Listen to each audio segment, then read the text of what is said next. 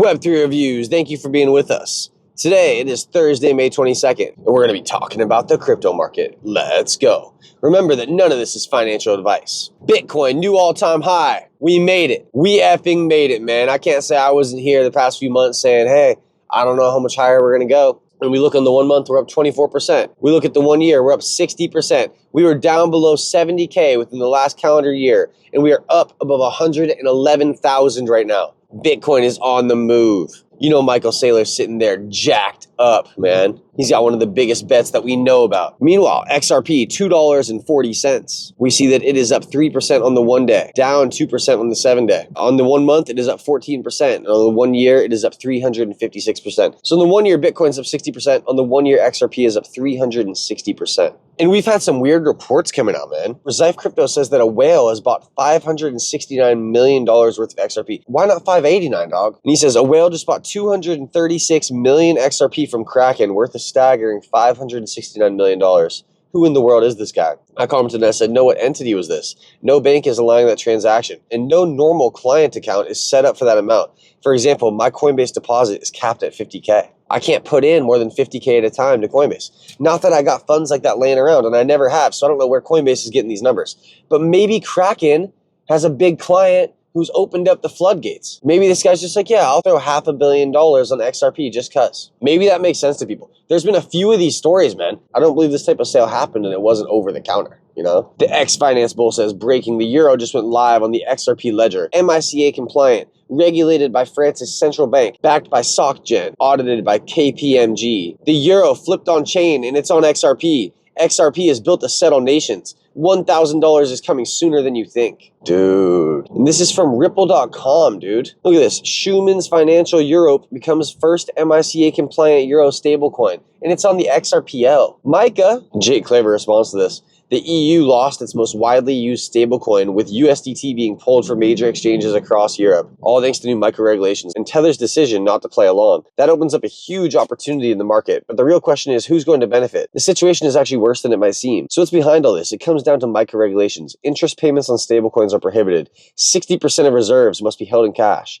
Daily issuance and redemptions are capped. Compliance must be tied to EU-regulated banks. Tether reviewed these requirements and effectively said, we're out. They're not willing to restructure a $150 billion operation just to stay in one region. That decision leaves a major gap in Europe's crypto markets. USDT served as the main source of liquidity for countless trading pairs across top-tier exchanges. Without it, trading becomes scattered, liquidity runs thin, and users start migrating to less regulated platforms outside the EU. Circle is stepping in to fill the gap with USDC and EURC, both of which are MiCA compliant and available now. But here's the reality, USDT still holds a $150 billion market cap. All euro-denominated stablecoins combined rarely reaches $250 million. That's not even in the same league. USDC is doing better with around $61 billion, but that doesn't even come close to matching USDT's influence. The numbers just don't add up. And yet, most people seem to be missing Ripple in this conversation. Ripple rolled out RLUSD in December. It's fully compliant with MiCA right out the gate, and their institutional partnerships put them in a position that Circle can't easily replicate. And we know that Ripple's looking to buy Circle, dude. We'll talk about that in a second. This isn't by chance. RLUSD is a strategic move. It's built for both XRP Ledger and ETH, which gives it flexibility and reach. What sets Ripple apart is their global approach. While most stablecoin projects have stayed focused on the US, Ripple built strong connections in other regions. So when EU regulations change the game, Ripple is already in position. Just look at what's happening in Asia. Platforms like StraightX have launched Singapore's digital dollar, and regional stablecoins are starting to gain serious traction. Ripple understood this shift early, and they adapted faster than anyone else. They've been preparing for a moment like this for years. Here's why RLUSD stands out. It's built to meet MiCA compliance from the beginning. It runs on trusted and widely used blockchain infrastructure, backed by Ripple's institutional network, ready to scale up quickly. Circle brings regulatory compliance but lacks size. Tether has massive scale but won't comply. Ripple is the only one offering both compliance and global reach. That puts them in a unique position. The European crypto market is worth billions. That value won't sit unclaimed for long. Circle is trying to grab it. Tether stepped away. Ripple is already moving. This might actually break USDT's long-standing dominance. With real competition, stablecoin products could get better. The EU may have triggered that shift, intentionally or not. At this point, RLUSD seems like the strongest candidate to fill the gap. It launched fully compliant. Ripple already has the right partners. They've worked with regulators before. The XRP ledger is a proven base to build on. The next 6 months will be key. Bottom line, the EU lost its most liquid stablecoin due to regulatory overreach, and Ripple is positioned to benefit most from this chaos. Sometimes the best opportunities come from other people's mistakes. Don't fumble, bruh. Don't fumble the bag. Don't fumble that girl. Don't fumble your job, man. Don't fumble the opportunity in front of you. We are on the precipice of one of the biggest alt runs that we have ever seen. If you weren't here for the previous ones, I think it's going to be the biggest one that you've ever seen, big dog. It's the night before Christmas. You're going to be waking up to a mountain full of gold downstairs. Set your bags up properly, all right? Set your bags up so you can get a mountain full of gold, man. How much XRP do you need so when it hits 10 bucks, you get a nice payout? That's less than a times 4 from here. I think we're going to reach up from anywhere to $7 to $13 this cycle. And we got to remember that $11 is a times 100 from 11 cents in the summer of 2019. Ripple's making moves, man. And we see what the CEO of Standard Custody says here, Jack McDonald. He says that he's ramping up RLUSD on XRPL, and that's a priority for his team. More to come on this front. BitMEX also commented on this. We support both ERC20 and XRPL deposits. Dude, there was a time Gala Games accepted XRP for payments as their nodes. XRP is what brought me, in a sense, to Gala, because through the Flare airdrop, I heard about Gala Games being partnered with Flare. The partnership fell through, but I managed to take part.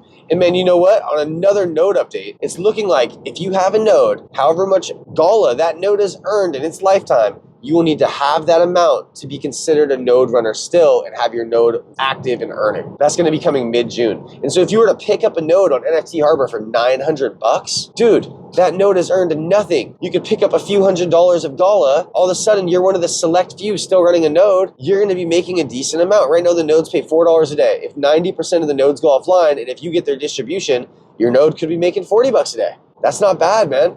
$900 to potentially make 40 bucks a day, you could get your money back in 1 month.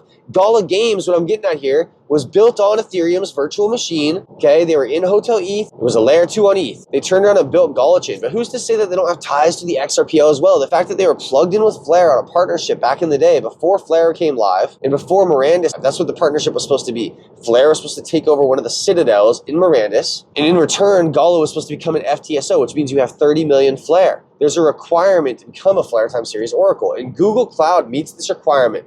Google Cloud runs an FTSO. I'm delegating my Flare to the Google Cloud, and twice a week, I get a payment from Google for my work upholding the network, all right? Speaking of Flare, Flare is at 1.93 cents. We are so close to being on to fight that 0.02 mark, which I've been saying is a resistance for the Flare token. We're right there, man. 0.02, look at this on the 7-day. We need a break 0.02. So Flare's FTSOs, man, they're special. They provide a use case in crypto that's needed. The XRPL is special, man. And we got to think, Ripple paid to build Flare. You want to be in a project that's going to be meaningful to crypto, not some little bullshit shitcoin that you heard, oh yeah, well, it might catch a times 100 on a lucky chance it hits a pump. We're talking the MiCA compliant, man. It's going to be the only stable coin in the EU that matters because you need the biggest one. And the fact is that Ripple's looking to buy Circle, man. We see this TA here. There is nothing stopping XRP from reaching $20 now. It's inevitable. Gotta love it. So one day ago from Bo Meta X, this is what's happening behind closed doors. Ripple is buying Circle USDC. USA Gov will be using RLUSD and USDC. Bitcoin maxis are trying to stop the Genius Act because once that happens, XRP will be #1, overtaking Bitcoin and ETH. There it is, man. That's what's happening. Ripple's trying to buy USDC. King XRP says, Ripple quietly acquires Circle, introducing $61.1 billion into the XRP ledger. And so that's what they did it, man. They bought USDC. That way they can have their inflows into the XRPL, which is going to benefit XRP. Ripple's taking over the game, man. It's like that DJ Khaled song.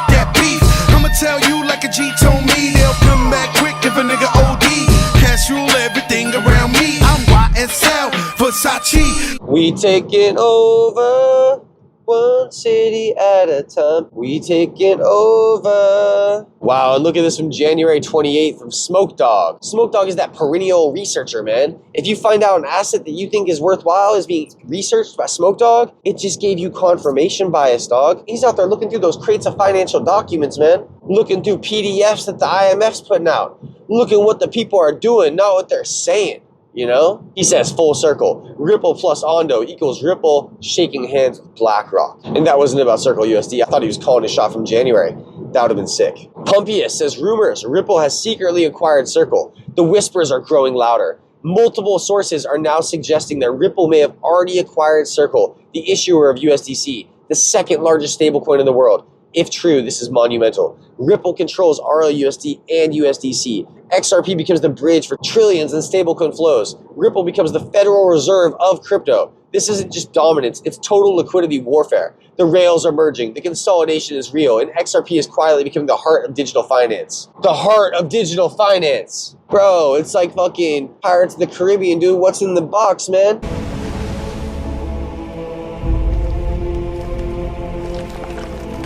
XBar. Our date is settled. The captain goes down with his ship. Turns out not even Jack Sparrow can best the devil.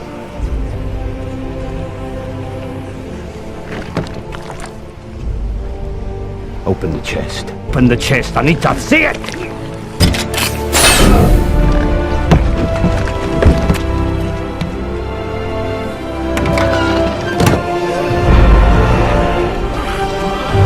Damn you, Jack Sparrow!